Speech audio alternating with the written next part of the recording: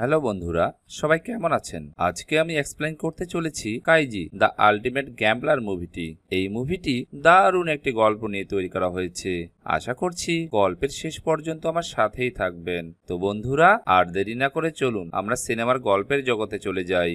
এই গল্পের শুরুতে আমরা দেখতে পাই বাঁকাতেরা দাঁতের একটি ছেলেকে, যার নাম কাইজি। যদিও কাইজি একটা জব করত, তবে তার স্যালারির সমস্ত টাকা শুধুমাত্র লটারির টিকিট কিনতে কিনতেই শেষ হয়ে যেত।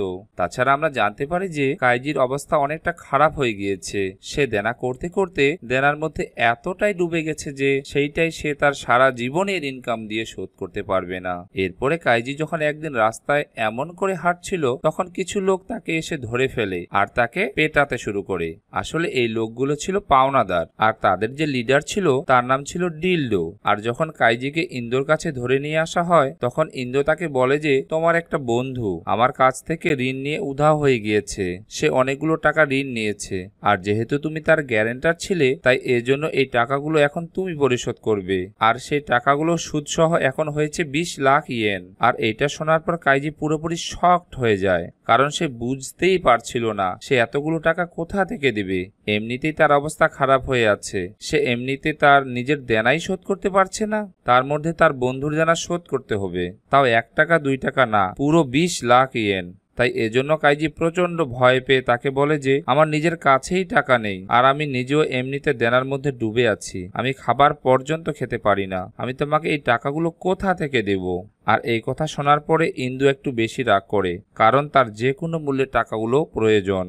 তবে সে কাইজিকে একটা অপশন দিয়ে বলে যে সামনের গ্যামলিং এর একটা কম্পিটিশন আছে, যদি তুমি আমার হয়ে সেই কম্পিটিশনে অংশগ্রহণ করো, আর যদি তুমি গ্যামলিং কম্পিটিশনে জয়লাভ করতে পারো, তাহলে আমি তোমার সমস্ত টাকা মাফ করে দেব। আর এইটা শোনার পরে কাইজি একটু চিন্তার মধ্যে পড়ে গেলেও সে এইটা চিন্তা করে যে আচ্ছা ঠিক আছে, কোনো একটা রাস্তা তো অন্তত পাওয়া গেল।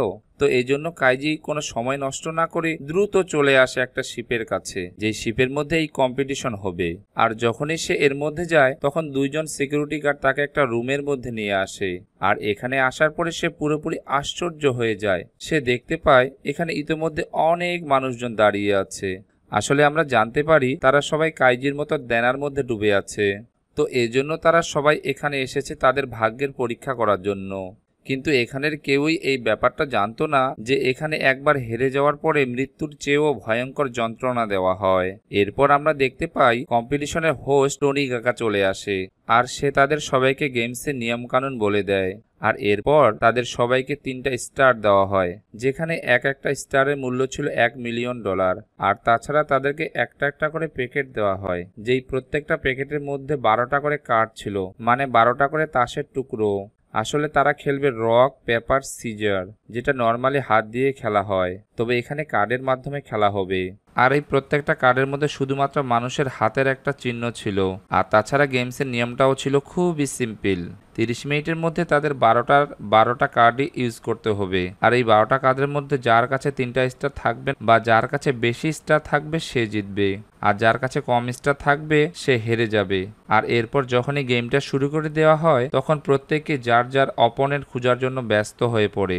আর তখনই ফোনাই নামে একটি লোক চলে আসে কাইজির কাছে, আর সে তাকে বলে যে যদি আমাদের কাছে 3টা স্টার থাকে তাহলে আমাদেরকে উইনার মনে করা হবে।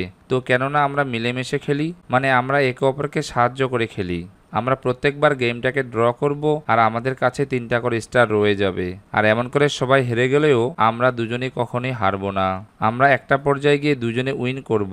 আর এই প্ল্যানিংটা শোনার পরে কাইজির কাছে খুবই ইন্টারেস্টিং মনে হয়, তো এজন্য সে তার প্ল্যানিং মতো খেলা শুরু করে। তবে যখন তারা 4টা গেম ড্র করে, তখনই ফোনাই তার সাথে চিটিং করা শুরু করে, আর চিটিং করে সে কাইজির কাছ থেকে তার 2টা স্টার নিয়ে নেয়। এখন কাইজির কাছে আছে শুধুমাত্র একটা স্টারই বাকি। আর যেহেতু তার সাথে চিটিং করা হয়েছে, আর এজন্য কাইজি একটু বেশি রাগ করে তার মুখের মধ্যে জোরে একটা পাঞ্চ করে, আর এজন্য তার মুখ দিয়ে একটু রক্ত বের হয়, আর যেটা তার লাস্ট কার্ডের উপর গিয়ে পড়ে যায়। আর এজন্য সে একটু রাগও করে। এখানে সবাইকে বলে দেয় কাইজির কাছে একটা সিজারে কার্ড আছে, এখন যে কেউ চাইলে তাকে হারাতে পারবে। আর এজন্য কাইজিও বলে দেয় যে তার কাছে একটা রগ আছে, এখন যে কেউ চাইলে তাকেও হারাতে পারবে। মানে তাদের দুজনের কার্ডই ফাঁস হয়ে গিয়েছে, এখন যেই তাদের সাথে খেলবে সেই তাদেরকে হারিয়ে দিতে পারবে। আর এজন্য এখানে একটা ভয়ঙ্কর রকমের হট্টগোল শুরু হয়ে যায়। যে যার সাথে পারছে ঝগড়া করা শুরু করে দেয়। তবে এই ব্যাপারগুলো থামানোর জন্য ফোনাই টেবিলের উপরে উঠে তাদের সবাইকে বলে যে সবার কার্ডগুলো আবার এক জায়গায় করব আর সেগুলোকে আবার নতুন করে ডিস্ট্রিবিউট করব, যাতে করে আমাদের কাছে কি কার্ড আছে সেটা কেউ জানতে না পারে। আর এই ব্যাপারটার জন্য সবাই রাজি হয়ে যায় আর সবাই ফোনাইকে তাদের কার্ডগুলো দিয়ে দেয়। আর তখনই কাইজি একটা আহত লোককে পায় যার নাম ছিল হিডা।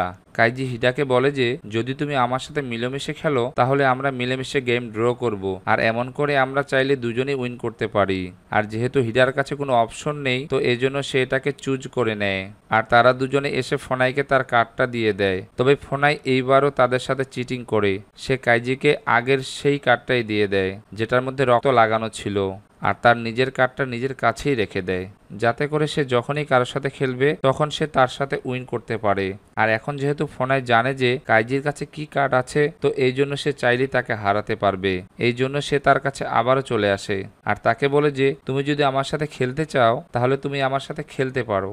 তখন কাইজি বলে ঠিক আছে আমি তোমার সাথে খেলবো, তবে তোমার 3টা স্টারই বাজিতে ধরতে হবে আর এর বদলে আমি আর হিডা আমাদের 3টা স্টার বাজিতে ধরবো।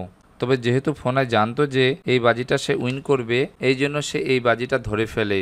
আর এরপরে যখন তারা দুজনে যে যার কার্ড শো করে তখন ফোনাইয়ের মনে হয়েছিল সে হয়তোবা উইন করেছে, কারণ তার কাছে ছিল রক, ওইটা হয়েছে সিজার। তবে আমরা দেখতে পারি যখনই কাইজি তার কার্ডটিকে উল্টো দিকে ঘোরায় তখনই কার্ডটি ঘুরে যায়, মানে তখন কাইজি উইন হয়ে যায়। আর এজন্য ফোনাই পুরোপুরি শকড হয়ে যায়, কারণ সে বুঝতেই পারলো না কাইজি কিভাবে জিতে গেল।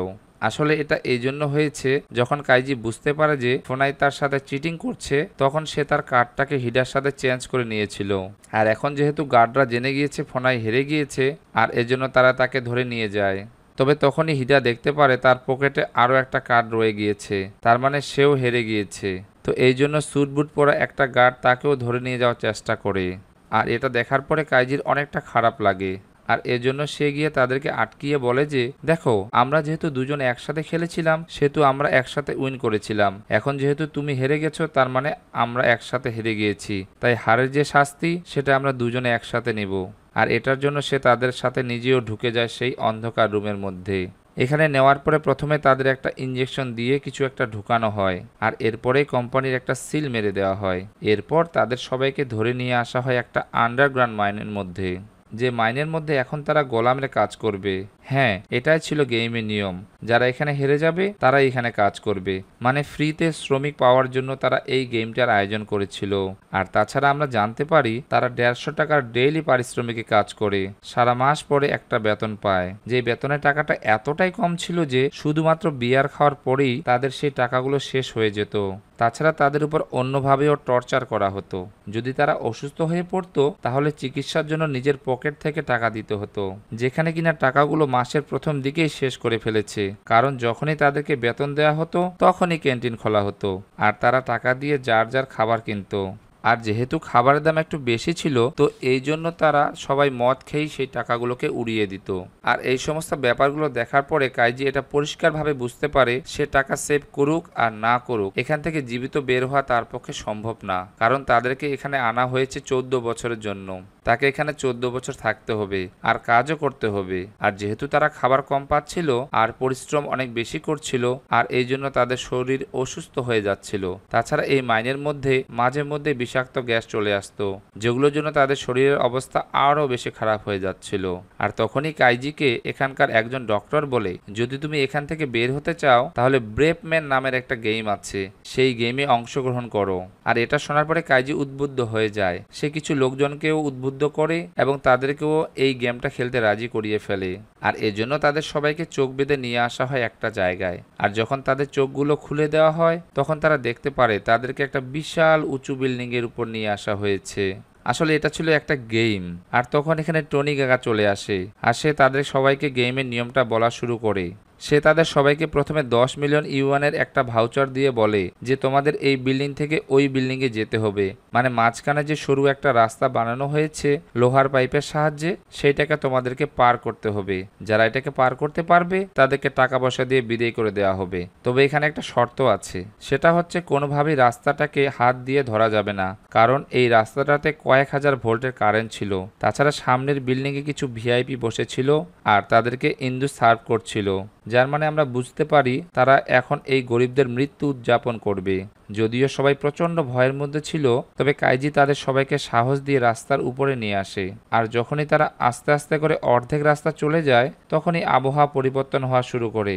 এখানে বিজলি চমকানো শুরু করে। আর এই ব্যাপারগুলো দেখার পরে সবাই প্রচন্ড ভয় পেয়ে যায়। তারা তাদের ব্যালেন্স আস্তে আস্তে করে হারানো শুরু করে।